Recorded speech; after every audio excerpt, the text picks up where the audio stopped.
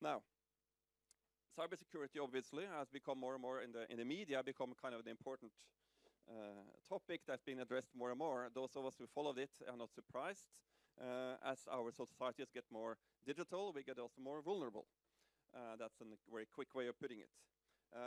We have, of course, for many years seen cyber espionage operations going on. The free seats in the front row, please. You're all welcome. And those kind of operations going on for many years. We have also seen more recently, of course, what we saw in the United States, the cyber operations that aim at influence political opinion in the country. And of course, what we are most afraid of course, is cyber operations that will sabotage, destroy something, sabotage a network, a system, information, or even have physical consequences.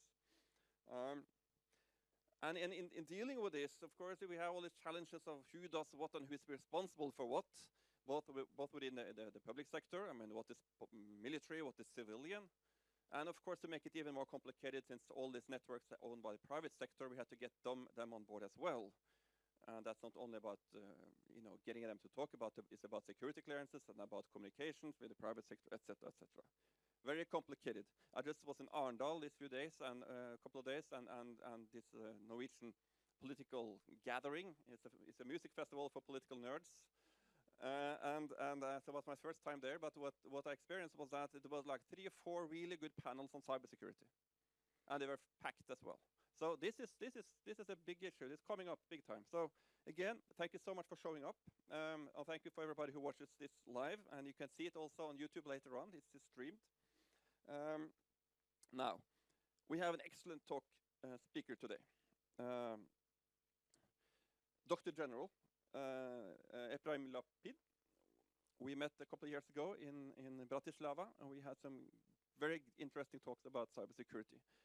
Israel is one of the most advanced countries in the world when it comes to cybersecurity, maybe ranking second after United States and UK maybe. It's difficult to measure, but it's considered among experts to be one of the most advanced countries with a long experience in dealing with these kind of threats. You are a retired general, but you also have a PhD in political science. So you can see it from both angles, the practitioner and the analytical, as it were. So you have a background from the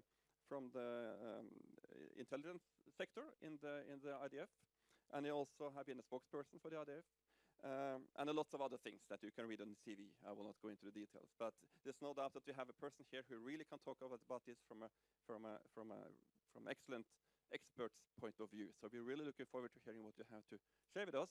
Of course, it's open for Q&A afterwards. And with no more further ado, sir, I think I will leave the podium to you. And you have a few PowerPoints that will get up now. Thank you.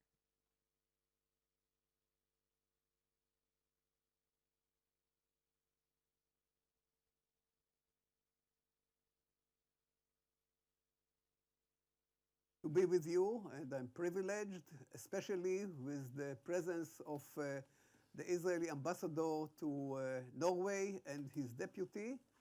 And for us as Israelis, we are proud to share our experience with others.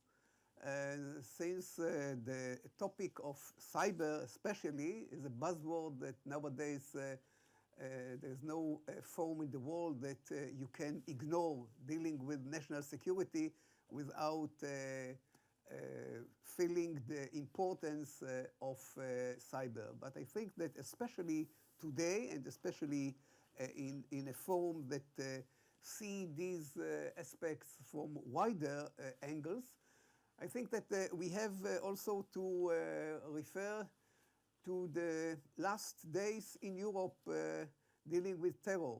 It's not directly cyber, but it is in the framework that I wanted also to put the cyber in the method of intelligence. And what happened in Barcelona is a case, by chance and tragically, we have to speak about it today, but it is important to understand that coping with terrorism nowadays It's not a unique mission of a country. It's not a unique mission of a nation. It's an international effort. I'm sure that saying that coping with terror is an international duty is not new. But we see once in very few weeks, again and again, the meaning that maybe that the importance is not translated to deeds. And what I can say only as a statement which should be detailed in many other forms, that international terrorism has to be also managed by international cooperation between countries, between intelligence services, between police services and actions. Intelligence is not the target. Intelligence is only the mean, but the target is to fight and to deter the terrorists from such actions. If you bear in mind that terrorism and democracy are two contradictory tendencies, and sometimes countries don't take the proper measures because it can hit some human rights. But you see that also in the history of Europe itself, if you saw the Irish terror, if you saw Baader-Meinhof in Germany in the past, countries that knew that they have to fight against, they found also the measures. That's what will be maybe hinted afterwards when I will relate to some specific aspects of cyber. I wanted to start with the framework of intelligence in order to show you at least the framework in Israel. The benefit of having me here in this forum is to bring here the Israeli experience and to maybe to raise some highlights or to raise some ideas, what is relevant to you, what is not relevant to you. The big difference, of course, is that Israel is 24/7 in a permanent conflict with others. I don't have to mention the others. I show only the main. And being in such a permanent campaign, of course, our challenge is maybe different from others. When I say the Israeli intelligence, the major three organizations of the Israeli intelligence are the military intelligence, the Mossad, which is known as the external intelligence, and the internal intelligence, what we call Shabak in Hebrew, the Israeli Security Agency. It is relevant because when we deal afterwards with cyber, you will see that every one of these components has a certain mission in the wide responsibility of cyber. These are the highlights of the Israeli intelligence today. I mention it because we will see where cyber is in these highlights. The main targets, these are targets that I didn't put yesterday. Terror is in our highest priority, and terror for us is also some circles, starting with the borders, also with what we are under a threat different from any other country in the world today of rockets and missiles. You cannot imagine, when I come to other countries, it's sometimes an absurd to think that a country can be under a threat from another border by missiles and rockets, which means that the enemy has not to penetrate physically, but he fires rocket and missiles, and this is a different dimension. And in this type of threat, we have to cut the ability, not in the few seconds before they fire, we have to cut the ability when we see that the missiles are imported, sometimes from Syria to Lebanon, sometimes from Iran to Gaza. So you understand that even saying that we speak about a threat like missiles and rocket, it doesn't mean that we have to find it in the seconds of the fire, but much, much before. And it is also relevant to cyber, because in order to know, you understand that if Iran wants to assist, and it wants to assist the countries or the organizations surrounding us with these measures, they don't say it publicly. We are now sending 400 missiles or 4,000 rockets. And to identify the system of supply these threats, cyber is one of the major products that we use.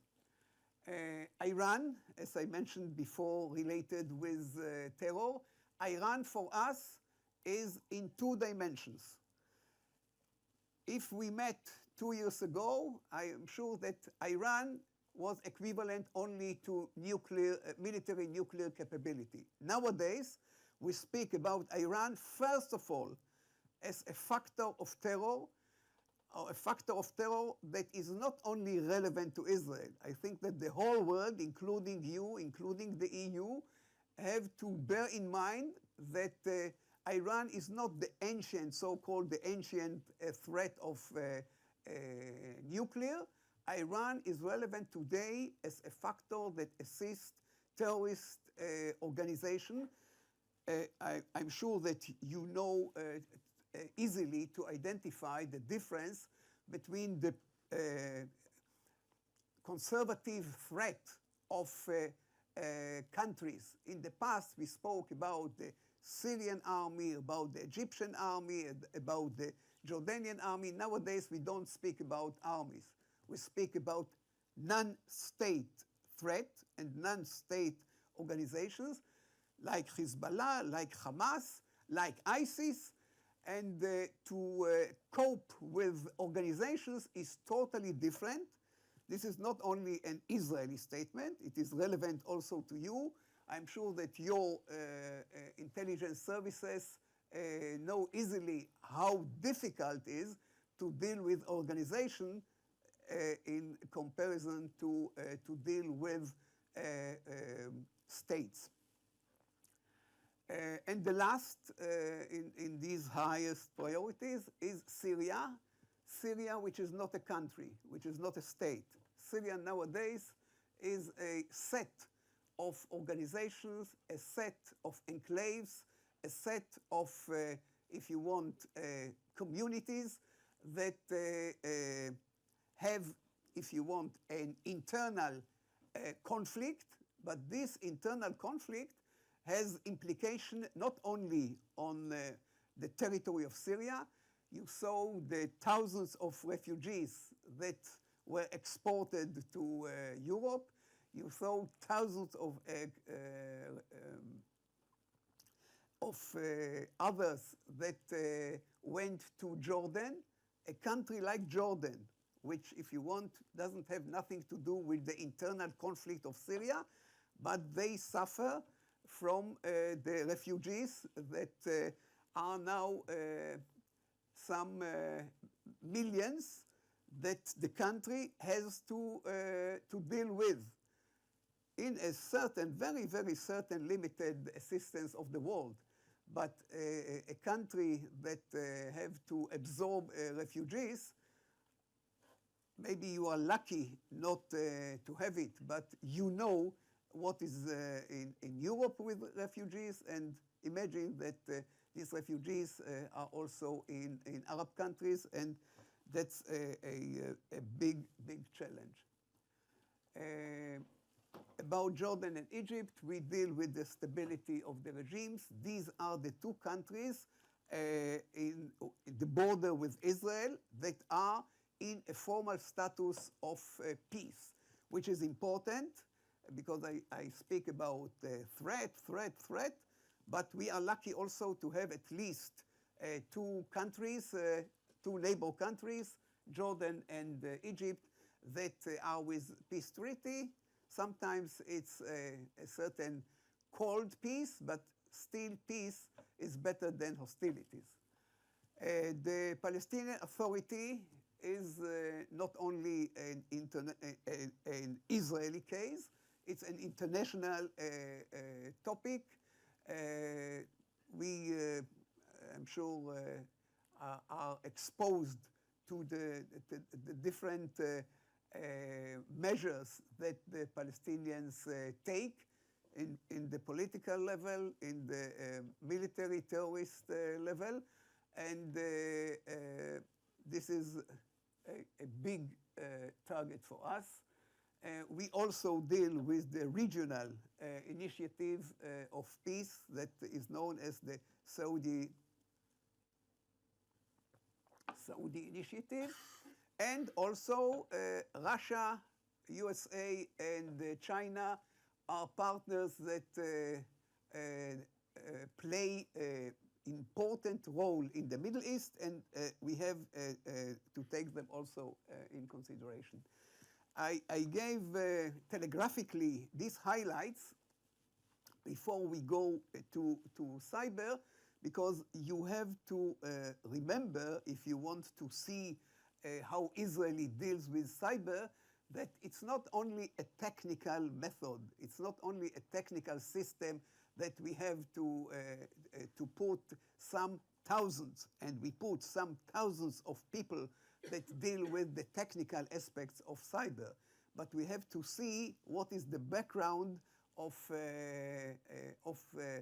cyber in the context of the Israeli national security missions.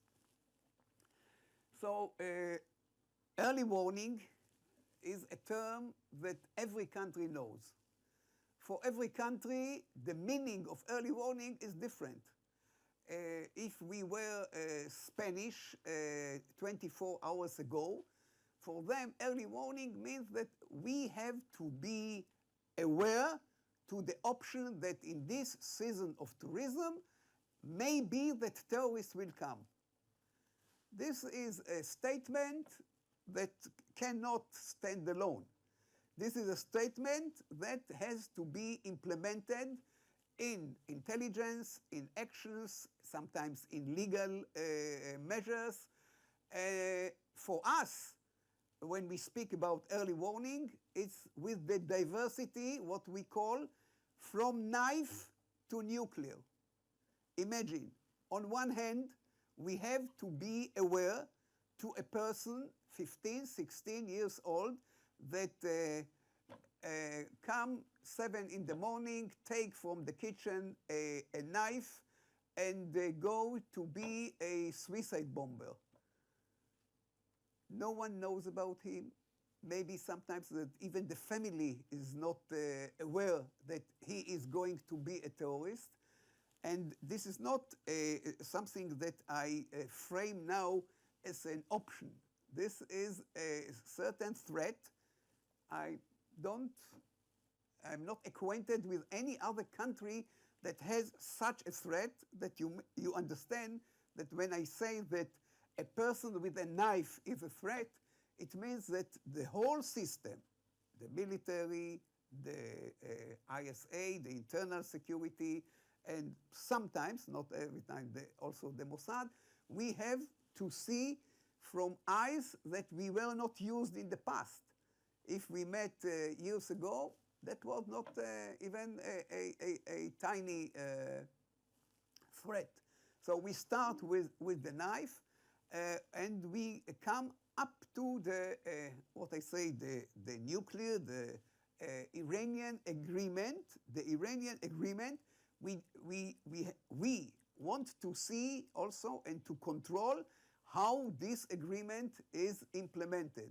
So I give you the diversity from knife to nuclear to see that it means that we have to give a set and a lot of answers to threats that maybe other countries don't deal with.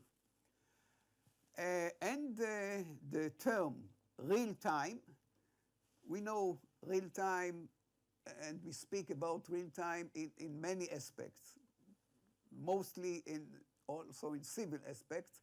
You want a real-time response of the telephone company. You want a real-time response of computers and so on and so on. We speak about real-time, which means that we have to collect the information, to analyze it, to understand what does it mean, and to give the orders in order to prevent the case. I don't have to give examples because I see here people who are very experienced, but I give you the meaning of what does it mean real time in Israeli eyes. The changes in the area, as I mentioned before, this is a very, very big change, a very big change. In the past, tiny Israel, because you have to remember, Israel now is already double the population of your country. But we are 8 million vis-a-vis 500,000 of Muslims in 2-3 circles that are potential threat. I don't relate to everyone as a threat, but it means that we are in a vicinity that the difference between countries and terrorist organizations is a big difference. And as you obviously know, the terrorist has no border. We speak about ISIS. The whole world speaks about ISIS. ISIS is without identity. In the past, when you had a conflict, you had someone, even with our, let's say, traditional conflict with the Palestinians, there is a Palestinian Authority, they have a chair, they have a government, we have an address to negotiate. Nowadays, we speak about targets, about terrorist organizations. I repeat and repeat ISIS because this is an international case to understand and to study the lessons. Even if you want to bridge the gaps, like we had conflicts in the past, you negotiated. Sometimes you succeed, sometimes you fail. Here, you don't have an identity. You don't have anyone to speak with, which makes the whole case very, very complicated. And something which is also relevant to Israel more than to other countries is the fact that our intelligence has to give answers of both. On the one hand, the tactic which means we know that there is a person that wants to launch now a rocket from a neighborhood in Gaza toward Sderot, an Israeli city in the south. The meaning of this location is to give in 12 digits the location to a helicopter which will prevent the fire.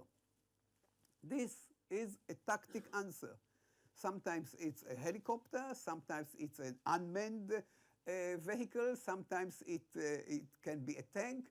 So the intelligence should be so precise that it will be relevant to the different dimensions of military answers. on the other side, we have to deal also with the strategy. We have to deal with the Middle East as a whole, with the Arab League, with the EU, with the UN, with UNIFIL as an international force that deploy in South Lebanon, and so on and so on. So I give you the variety only as highlights to understand when we will deal with cyber that it is relevant to all what I spoke here. The last frame show if you want, the picture of what is in one of the highest priorities nowadays, what we call information warfare. And cyber is one of the factors of information warfare. Nowadays, we know that in order to hit, it doesn't mean only to fire. You can hit effectively with BDS, with boycott, with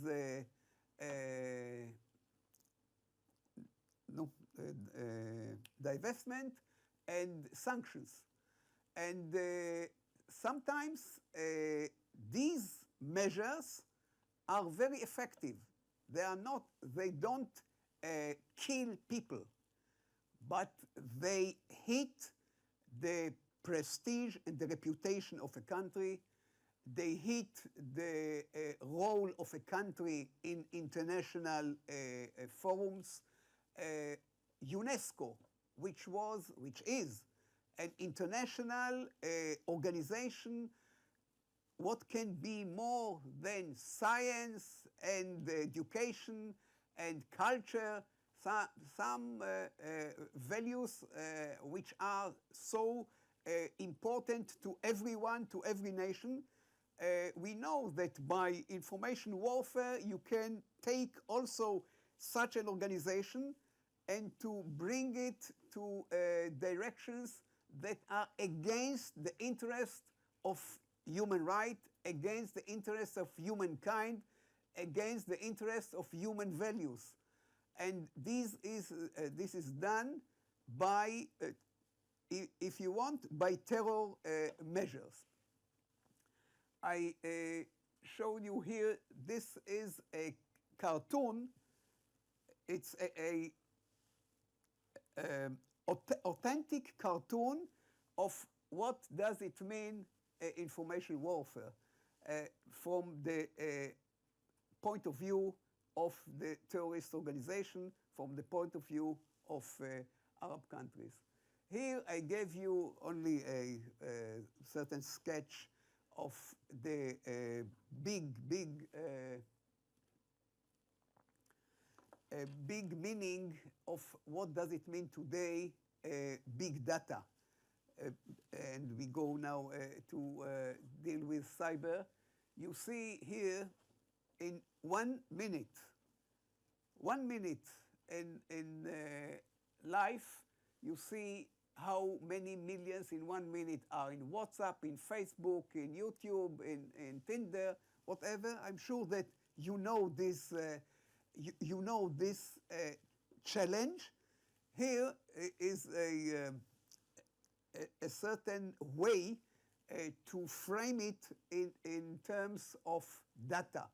Of course, no one can deal with all this data, and the big challenge of big data is to select. And I give you the number that will end this aspect before we go to cyber. The number of the Israeli intelligence that has to deal with big data. We collect every day 80 million pieces, 80 million pieces of information.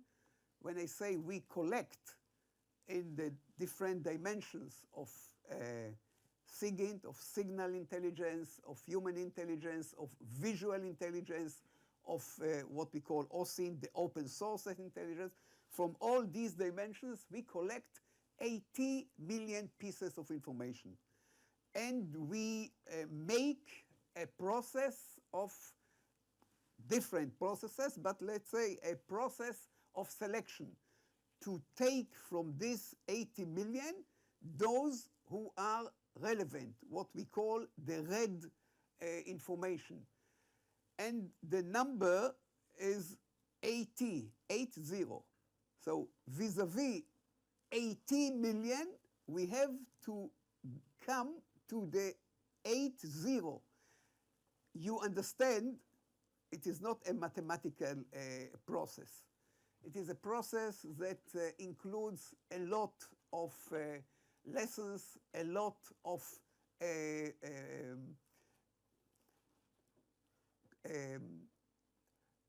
code words, a lot of segments, a lot of criteria that we improve from day to day, from day to day. The number of telephone of someone, the email of someone, the YouTube of someone. And when I say someone, you understand that the terrorist or another enemy is not willing to say, I am Muhammad Fulan Fulan, who is now engaged with a ship that is going to bring missiles to Gaza. But in order to give the answer with this definition, we have, of course, to gather a lot of information, to analyze it, to be experienced. And what we have in Israel, different from other countries, we have on one hand professionals who serve many years in the service. When I say service, it can be the military service, the intelligence, and others.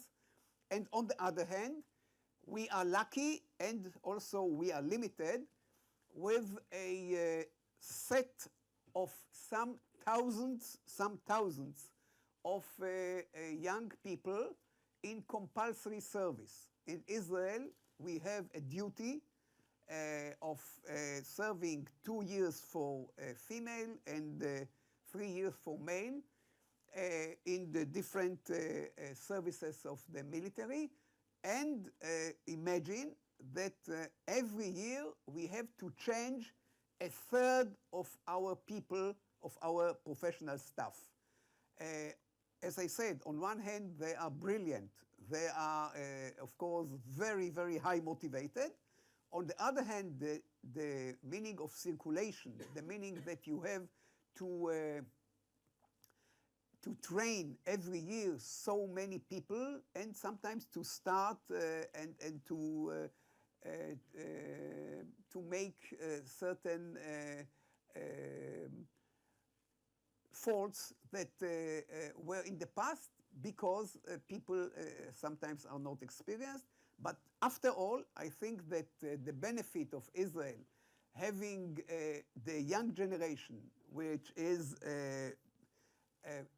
who are people very, very, as I say, high motivated and very professional, this is a benefit that we are lucky to have. Can we go to the other PowerPoint? After I told you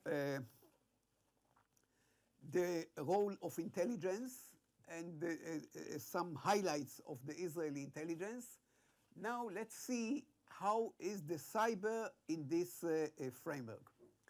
First of all, when we speak about cyber, cyber is not only in the hands of intelligence. We started as a nation, as a government, we started in 2011, only 6 years ago, to build a national cyber staff, subordinated directly to the Prime Minister.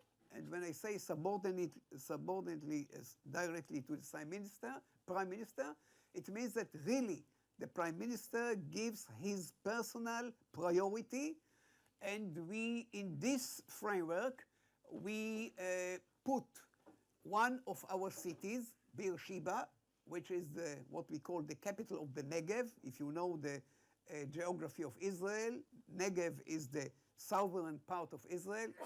Remember that Israel is only 20,000 square kilometers. It's the whole Israel, and 600 kilometers from north to south. So in this 600 kilometers, we have to put all the infrastructure, all the culture, all the people, and so on and so on and so on.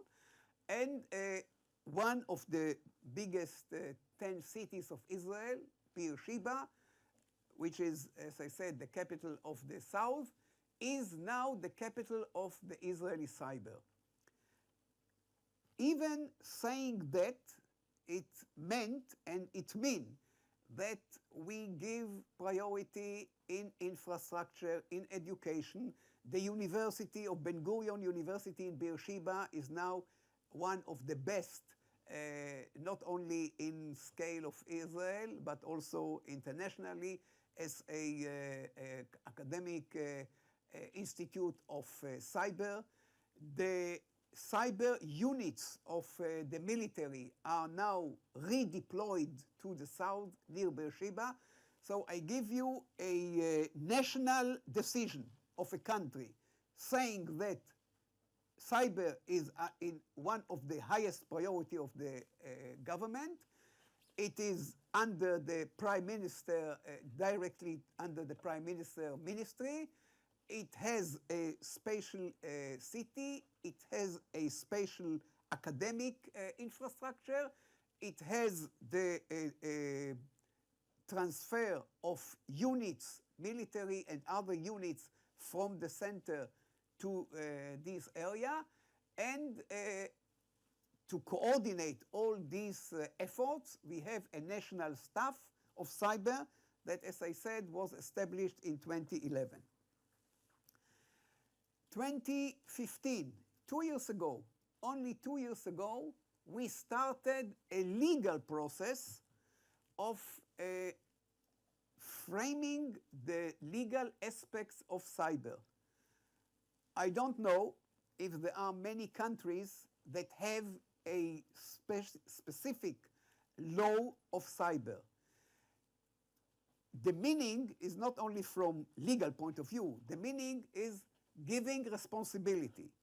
And when I say cyber, it starts from the division between the civil side and the defense side.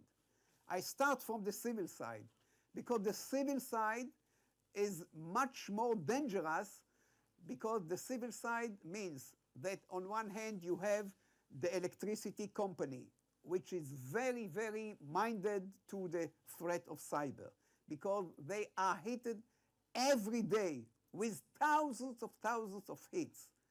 That's one. On the other hand, there are some hundreds of water companies that are a part of the municipalities. And you can be hit in Nazareth, which is a city in the north, that a cyber attack to the system of water in Nazareth can hit thousands of people.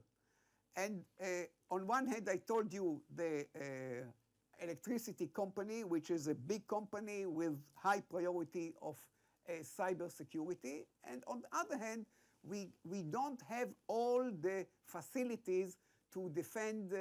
I relate one in the first priority, I relate to what we call the basic infrastructure, which is electricity, water, communication, gas, and energy.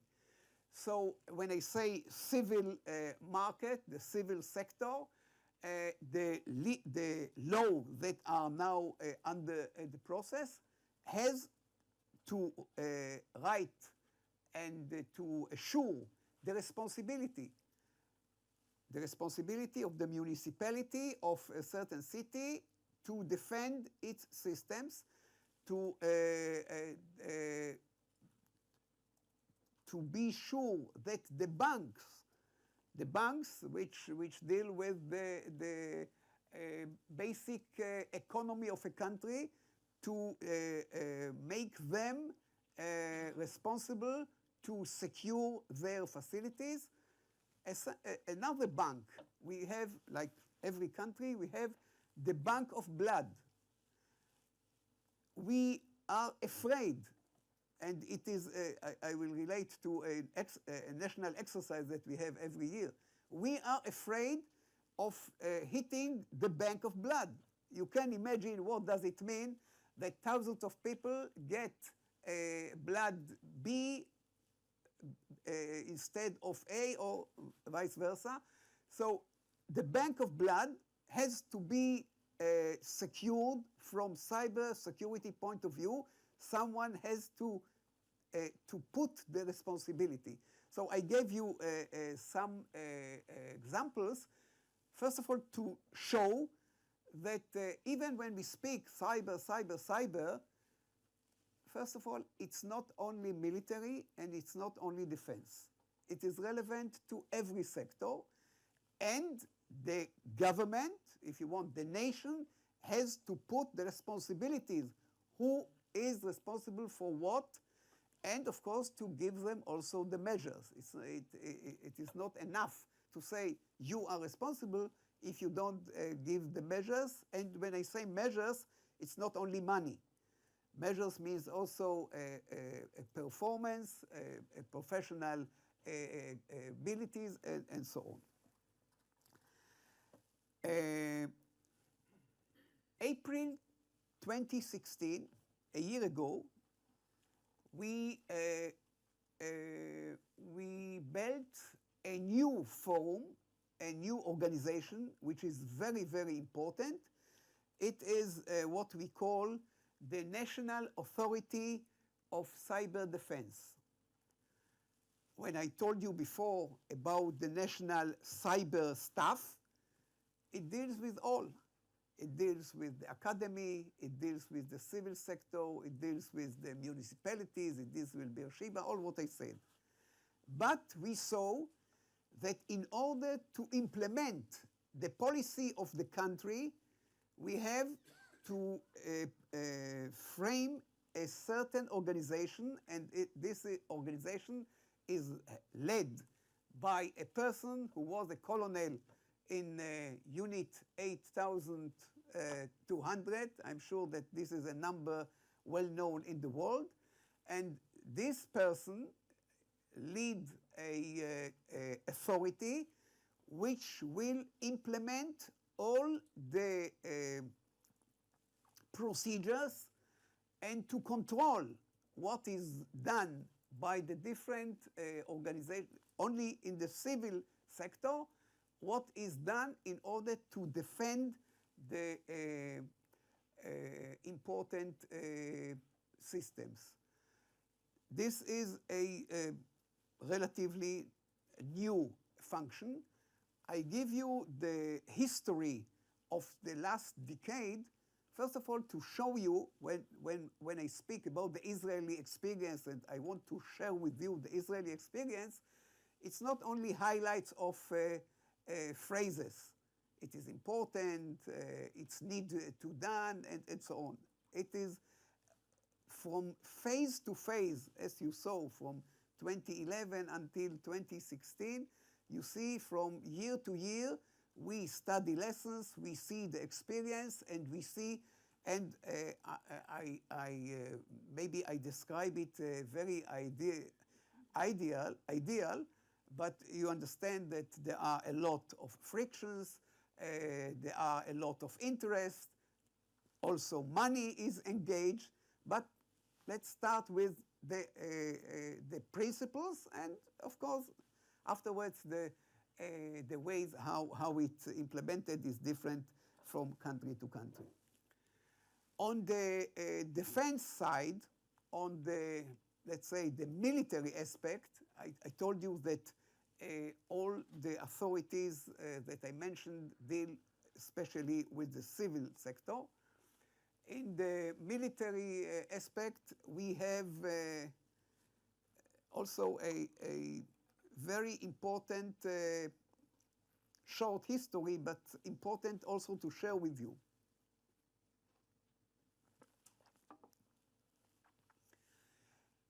A decade ago, or more than a decade ago, in the first years of 2000, you remember the international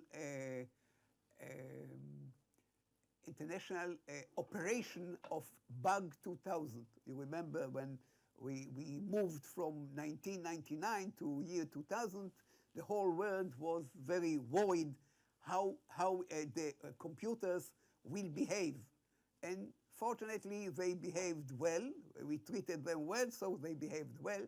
But Bug 2000, which started as a buzzword, was also a certain degradation of the consciousness of nations, including Israel, of course, to the factor that computer is not only a computer of games and toys, that computer is a certain measure that we have to deal with. So we started at that time to strengthen the abilities in the military that started many years before.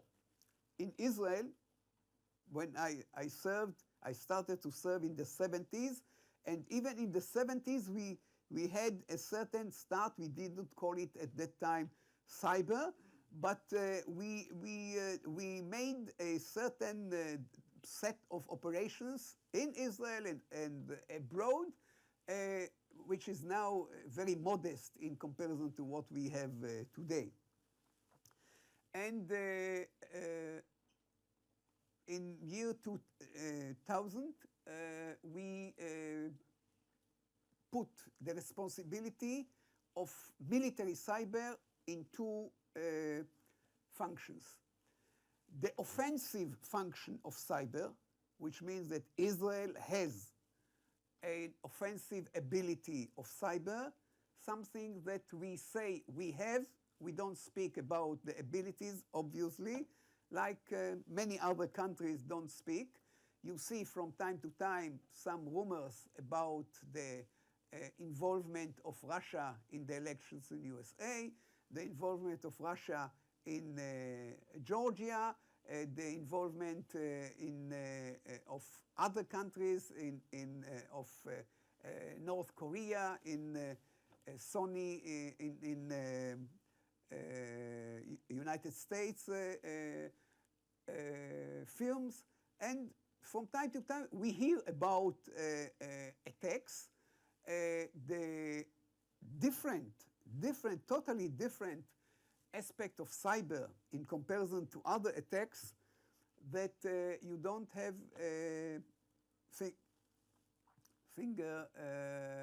fingerprint of the operator. When we had last night in Barcelona what we had, even if we don't know who is the person yet, maybe it will last a few weeks or few months and we will find him. Such attacks has some fingerprints. Cyber is a dimension without borders, a dimension without actors. When I say without, it means that you have to put a lot of, to invest a lot in order to identify the who is behind the attack. And who is behind the attack is not only a question of a theoretical question. You have to defend and to improve your security to prevent such attacks in the future. So the offensive part of cyber is in the hands of the military intelligence, and in the military intelligence, it is in the unit 8200, and few years ago, a decade ago, there was a vision that Israel, like some other countries, has to build a fifth service. We have the ground forces, we have the Navy, we have the Air Force, we have the space with satellites, and we thought that we should frame also the cyber as the fifth service. Nowadays, when I say nowadays, I must say that the Chief of Staff, our highest person of defense, changed his opinion. He changed his opinion. He made a decision 2 years ago to build a new service, but after different negotiations and after we analyzed what does it mean, he says, and it means that the government gave the okay that we will not have a certain service of service, and it will remain in two corps of the military. One corps is the intelligence for offense, and another corps is the communication, the corps of communication, which will deal with the defensive aspect of cyber. So this is the system of Israel in the military aspect of cyber. And the ISA, Shabak, the Internal Security Agency, is responsible for what we call preventing cyber attacks in the civil sector. So here you see that there are a lot of partners, a lot of players, and it is important, of course, to find cooperation and between them. Now I want to give you that conflicts without borders, the enemy is terrorists and not armies, the front is civil population. This is a statement that even, when I say even, I mean every nation has to see the difference. In the past, when we spoke about war, the war was in battlefield. Tanks vis-a-vis tanks, artillery, engineering corps, submarines, whatever. And the conflict and the confrontation was between soldiers, different soldiers. Now, imagine what does it mean when I say that civil population, it is a totally different method. To defend millions of people is different from handling some thousands of soldiers in the battlefield.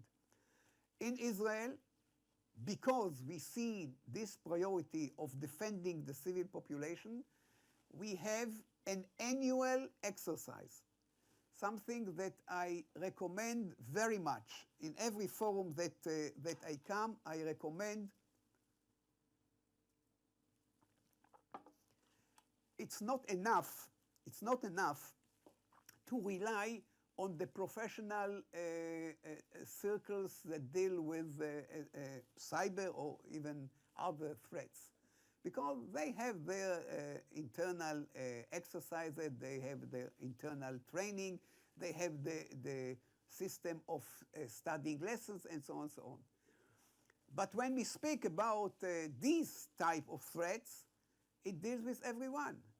And terror, not only cyber, but cyber is one, is something that is relevant to everyone in his computer, to every bank, to every city, to every municipality. And we have in Israel a week of emergency every year. We are so experienced that we are ready to invite. Every year, we invite also professional staff from other countries, if they want, of course. And from year to year, we have more and more people from other countries that want to see how we deal with different aspects of emergency, including cyber. And this, as I see with my relations with many, many countries, we are the only country that we make this week of emergency in order to update the awareness of people from kindergarten to the Prime Minister. And such a week, it doesn't mean that 24/7 in this week we exercise. Every day is devoted to another aspect, but I give you a certain example how a country prepare itself to emergency. I wanted not only to speak about theory and about the organizational aspect that I mentioned. I wanted to take one of the aspects of information warfare. I mentioned before the information warfare as one of the highest priority of cyber, especially in this aspect that we can speak about. And what is known as informational warfare was known in the past as psychological warfare. The PW is psychological warfare. And let's see something that we exposed. Now we don't speak about it, but a few years ago we spoke about. So I'm ready to share with you a certain aspect, how we use cyber in a certain way of its offensive, what we call soft offensive. In December 28, 2008, we had an operation in Gaza. And when I say operation, you understand that operation is Air Force, is tanks, is infantry and intelligence, but we included also another aspect that is not relevant to many other countries, but I want to share with you the way of thinking of information warfare. We wanted to limit the people that are hit in such an operation. We wanted to prevent to hit people that are not terrorists, that are not involved in terrorism. How to do it? You don't have a definition of a person, he is a terrorist, and the kid of 6 years old that is considered as a cyber.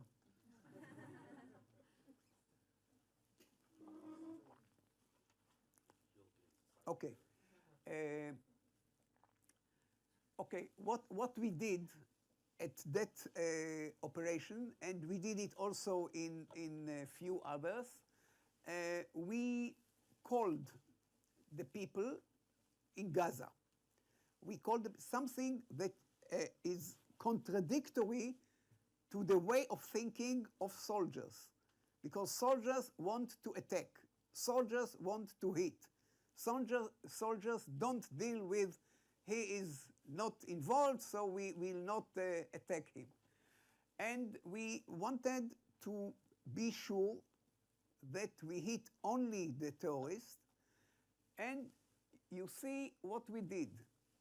It started from leaflets, which is traditional and, if you want, a very, very old-fashioned of psychological warfare. But still, there are people that don't have, in Gaza, they don't have the computers, they don't have telephones, and for them to get the leaflet, the written, printed leaflet on behalf of the IDF was the only way.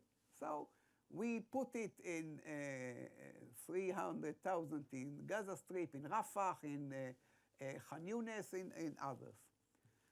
Afterwards, simultaneously, we collected the phone numbers of those that we knew. It's not a total system. It's a system based on a certain collection effort of collecting the numbers of those, and by a voice machine, something that you know from every commercial that you have in every country. We put the commercial system to a military mission, and we made a certain phone call few minutes before the attack. Something, once again, so strange from every military thinking. We gave us the limitation that we will inform the people that we are going to hit in order not to attack people who are not involved. I don't say that after all we succeeded, but I give you a certain way of thinking how to use cyber for this meaning. This is the text. The text, of course, was in Arabic. The IDF is operating against organizations and individuals that participate in terrorist activity, and so on and so on. I don't give you here the whole text, but you can see it afterwards. But I show you a way how to use cyber for information warfare in a scenario which is very relevant to Israel. Maybe it's not relevant to every other country. When I share with you the Israeli experience, it doesn't mean that every aspect is relevant to you. But I share with you also the way of on one hand, the ideology and how this ideology is translated. Okay, so we deal with the social network, something that we did not deal in the past. In the past, when we spoke about open sources intelligence, we monitored the TV, we monitored the radio, we monitored, of course, the printed press. Afterwards, we monitored the websites. Nowadays, we monitor social network. We monitor social network. When I say we, it includes the military and also the ISA. In order to see the person that I mentioned before, the person with the knife may be, and it occurs, that he writes in his Facebook that he is upset with what's going on in Jerusalem, and he wants to do something. He don't say, I'm going now to do the specific case, because sometimes he doesn't know what he will do. But even to identify some hints of people that are potential terrorists, this media, the social media, is a wonderful way. This is also, in brackets, it's also a way how to identify what's going on in Syria. The different fractions in Syria don't have the regular network of military. They have the social media, and that was for them something that I want to to conclude, in order to give you space to refer or to ask, what we do with the information and how we prepare ourselves to deal with these threats, not only military. So first of all, we have to build deterrence. To build deterrence means that we have to find the very typical and very relevant example can be now Hezbollah in Lebanon. A decade ago, in summer 2006, we had a big war, what is known as the Second Lebanon War, and the result of that war was also strengthening UNIFIL as an international force. At that time, France was the major player instead of USA in the past. And since then, Hezbollah, which was updated permanently its military capabilities, is still a threat. And in order to make Hezbollah, starting with the leader of Hezbollah, to make him to think permanently what will be the price if he initiates a missile or rocket toward Israel. This is deterrence in the practical meaning of deterrence, not only a vision.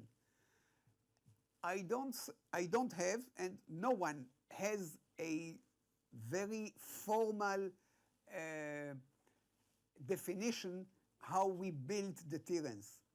But if you see a perspective of a decade from 2006 up to now, and you see that Hezbollah is refraining from firing missiles to Israel, that is the translation of deterrence. So this is one of the most important targets of our country toward emergency.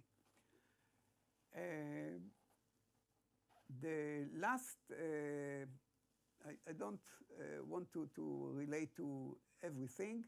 The last is the role of international organization, which is something relevant when I come to foreign countries.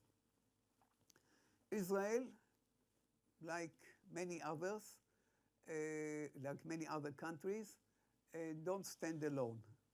And we feel that we have to involve in our preparations, in all the aspects of preparations, we have to involve other countries.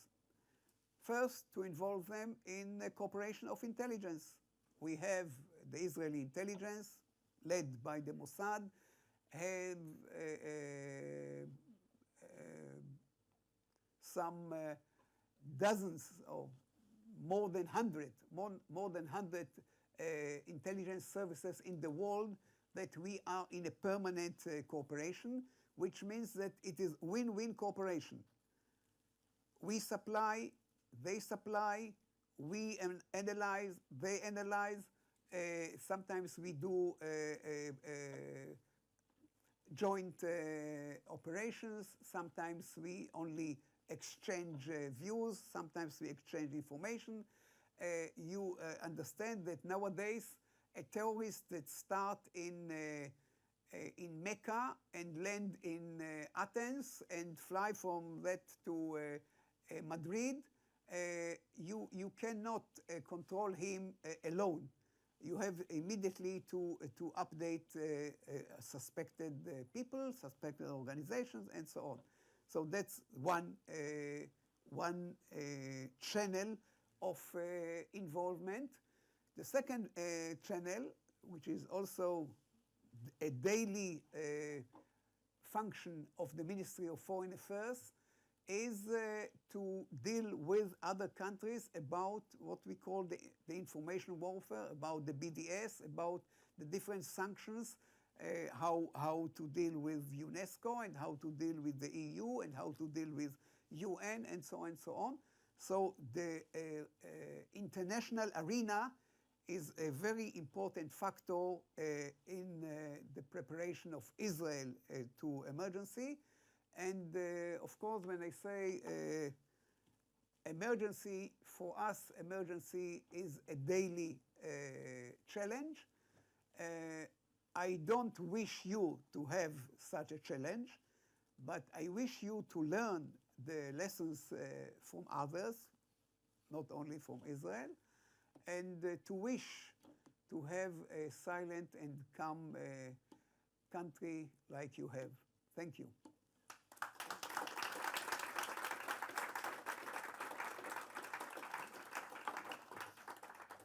Thank you, Amal. Sound on this one?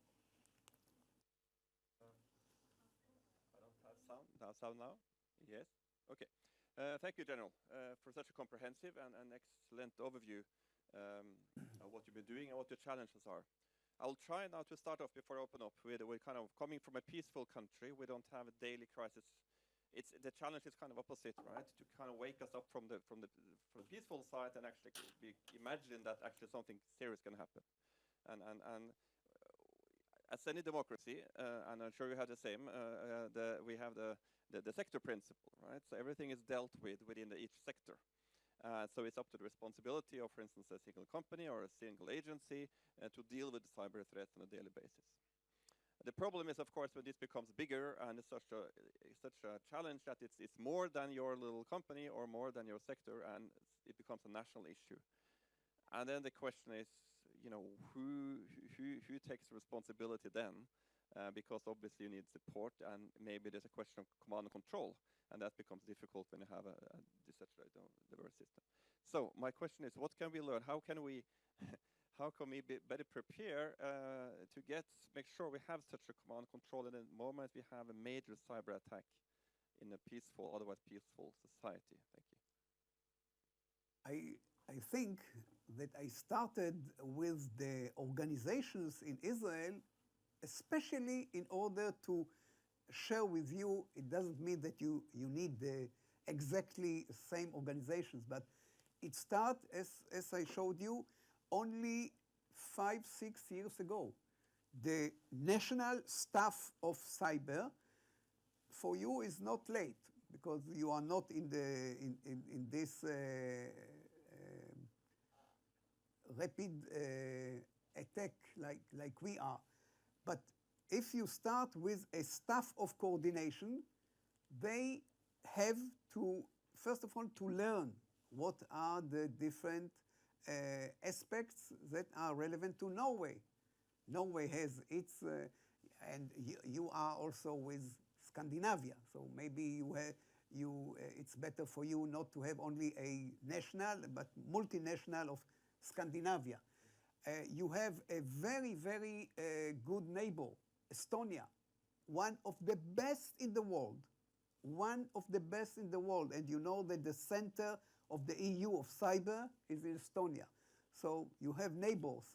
So you don't start from zero. I mean, even if you don't have all the facilities that I mentioned, you have a lot of organizations to learn from. Another challenge related to this, Amal, is the private sector and trust and communication between private sector and public sector. Mm-hmm. I mean, it's classified, so difficult to share, and there might maybe also be a lack of trust between the private sector that might not want to share with the public sector. Has that been a challenge for you to incorporate the private sector? Of course. If I mentioned the banks. The banks are in Israel one of the weakest organizations that are subject potentially to attack, and they are attacked from time to time. They are attacked, and they want also a financial assistance from the government because the measures that they have to take are very expensive measures. So the government also assists, first of all, professionally and also financially, assist the business sector and private sector, because afterwards it is the defense degree of the country. It's not that we hit a certain bank and the victim is the bank. Attack on a bank or attack of a water facility is a national case. So we have to see, on one hand, it is totally their responsibility. It is important to say that formally it's their responsibility. We have to assist, but formally it's their responsibility by law. Okay, let's open up for Q&As. 1, 2, 3, 4, lots of hands. I think you're first. So our good old friend here from NTNU, I don't know what's called in English, but please introduce yourself better in Denmark. Please introduce yourself. Yes. So I stand, or what's the... Please stand, okay. People want to know. Okay. Stuart Kowalski, I'm a professor in information security at the Norwegian University of Technology and Science. We have a cybersecurity center. One of the areas, I go to many conferences, and I really liked your last point about international cooperations. I really appreciate the information you're sharing with us now. But one of the things I've been crying for and sort of crying in the wilderness for is that I think we need an international court of cyber attribution. As a technician, whatever everybody says, can you tell me where this came from? And I'm going, yeah. And I see how, in terms of intelligence and escalation, how this is being used and misused. Would you support that we have an international court of attribution in The Hague? Because I remember everybody saying that the cyber attack from something or not. Do we need this in terms of the international level? To say frankly, I'm not sure that international cooperation can be with full exposure. We have to remember, even in my presentation, you understand obviously that I shared with you what we allow and what we afford to share. This is not a professional forum of cooperation. It's only, if you want, a public forum. And let's say that in a professional forum, there is a better degree. But even saying that it is a better degree, it is still limited. The highlights or the very, very intimate professional facilities and professional performance is something that countries don't share. If you see Russia and the USA with very, very, let's say, open, so-called open relations, but after all, they don't share every organization in USA or every organization in Russia what they can do and what they did. So I don't want to be naive and don't want to frame a certain ideal picture of cooperation. It should be, but remember that after all it is limited and only bilateral, not multilateral. In some bilateral cases, you can gain more, but the international level will be generally in a lower mode of assistance. I must say that I admire what the EU does, as I mentioned, Estonia, because this is international, if you want, international. It's only EU, but it's international cooperation. And you can see that countries that send people to be trained or to different conferences and forums. This is cooperation, but it doesn't mean that they share all what they know and all what they are ready to share. Thank you. Time is running fast. I have two people, so I think I will do it first, sir, and then we'll see if you have time. I saw you. Hi there, I'm Peter Otis. I am from Telenor Group, so working on cybersecurity there. There's something that first of all, thank you for a very interesting presentation. There's one point that you touched upon very briefly that I was hoping you could expand on, namely the gap between offensive cyber and defensive cyber, because the issue that we're seeing is, going back a couple years, there was a very small group of people that have very sophisticated cyber attack capability, but now with the Vault 7, shadow brokers, we saw with WannaCry, we don't know who did it, but at the end of the day, using extremely sophisticated tools that are now widely available to a much wider range of people. So could you speak a little bit to that gap and perhaps offer some sort of way forward of how we can deal with that? Thank you. I think that you raised a dimension that I didn't devoted enough, which is the civil market of cyber. There is a big industry of companies. In Israel, we can say that most of these companies are based on people who brought their military experience to the civil arena, and they make business, and they make sometimes very good business. So it's good that you raised it. You have to take in consideration, and it's open.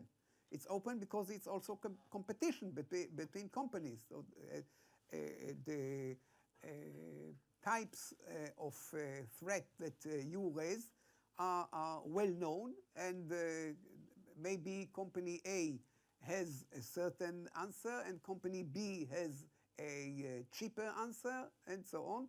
It's all, as I said, it's business. Business means money, business means competition, and it is open.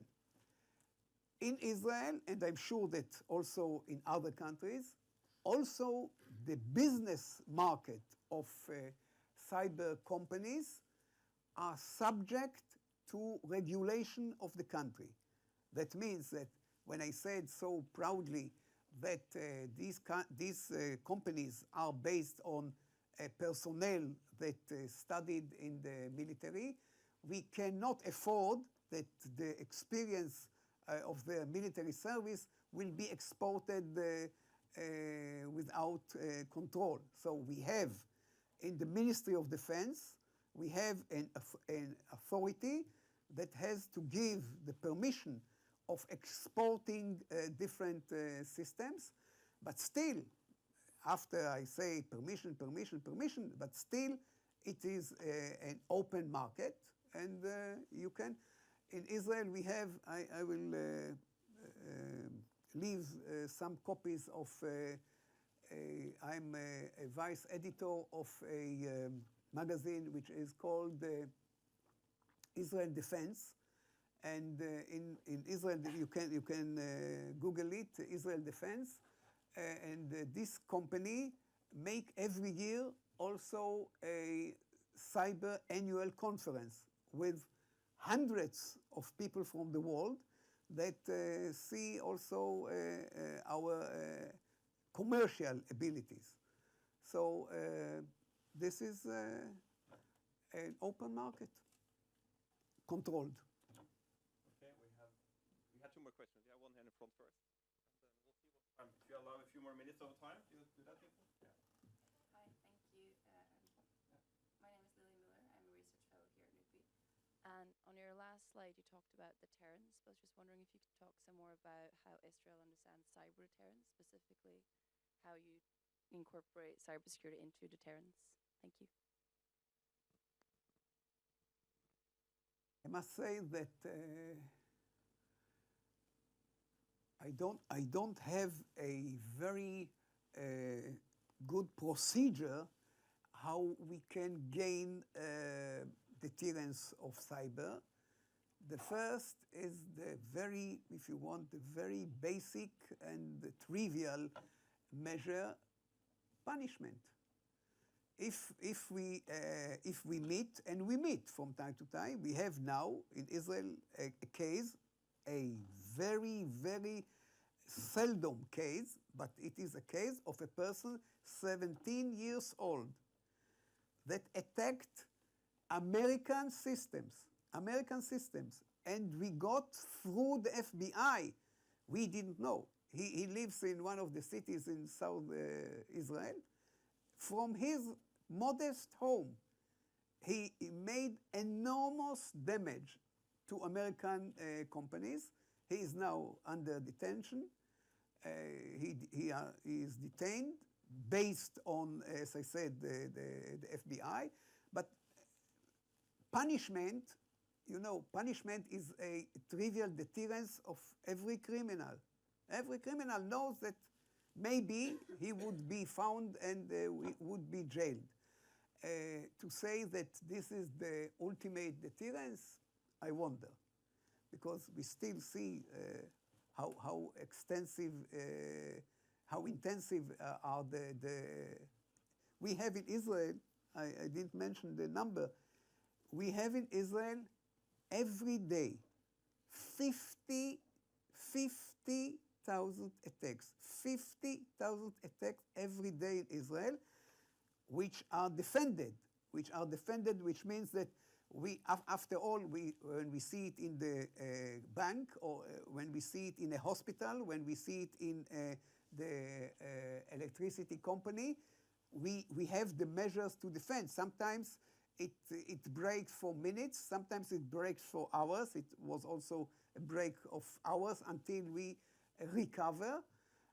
But I give you the number because maybe we are more attractive than others, because Iran has better interest in Israel than in Norway.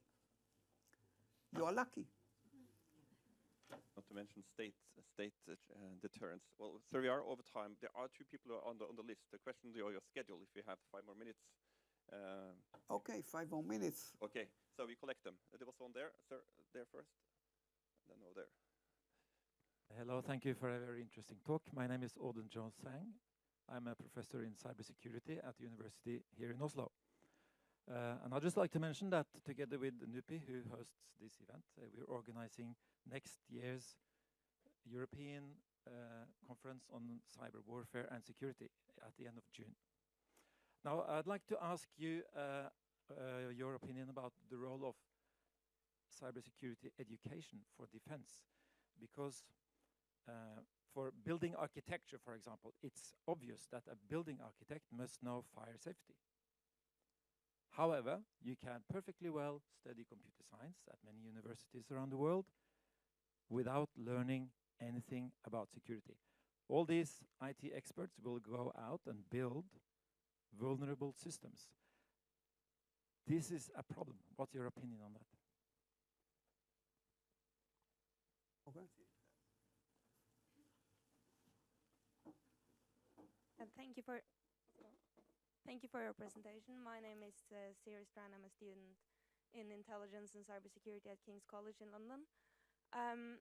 You talked about the new or the legislation you have, which is sharing responsibility between military and actors from civil society. Yeah.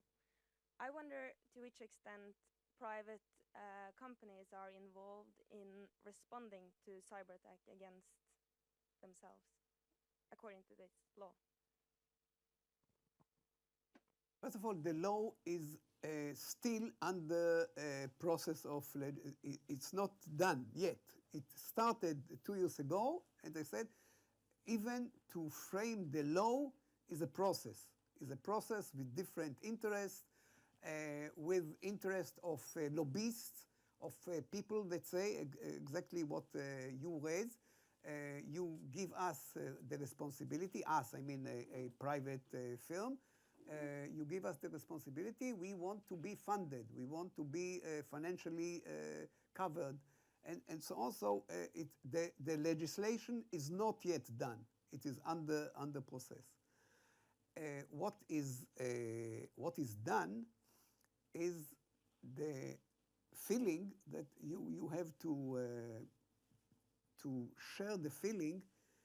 It's not only the interest of the nation, the interest of the government, the company, the bank, for instance. That is the best example from my point of view.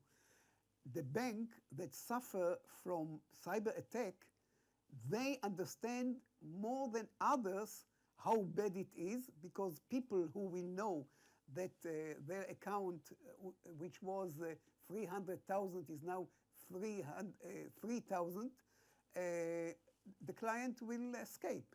So I give you a very stupid example, but the stupid example show that the understanding of what does cyber mean, you don't need the leader to tell you. If your professional staff in the company knows what does it mean to defend the information. It starts from defending the information.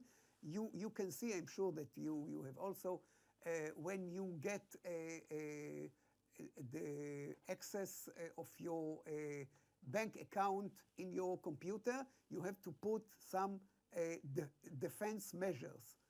This is cyber security. You don't call it cyber security, but this is cyber security. It means that they want to ensure that the information which is relevant only to you will be only in your hands. I don't say that it's totally protected, but the interest is not divided. All are interested.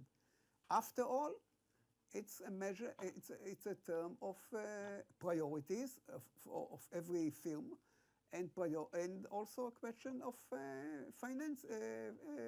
financial aspect, because defending the system is expensive. The law, as I said, is still under process because there are a lot of different interests, and I hope that within a year we will conclude it. I don't know, maybe you know, I don't know about any other country that has such a law. We are in close contact with many. We didn't see. Have you seen such a law in other countries about the responsibility of cyber? Okay. Yes, we have strategies. Also, the second question about education and why don't you learn security yes. in our universities? I think this is the question of academy vis-a-vis cyber is a good link of thinking how academies produce new horizons for them. I'm sure that here, and of course in Israel, cyber is an attractive branch for students. And in order to build a certain academic ability, it means that you need not only the student, you need a staff. There are very few, I must say, in Israel at least, there are very few professionals that are ready to devote themselves to academy. They prefer, because the better income, if you are a professional, the better income is not being a professor in the university for cyber, but to be a CEO in a certain company. So we don't have a magic touch how to do it. We have more people. If I compare it to a decade ago, we have more people that are now in the academy in cyber, not only security, but in cyber generally, because cyber is also a dimension in the national security programs that we have in universities. We have a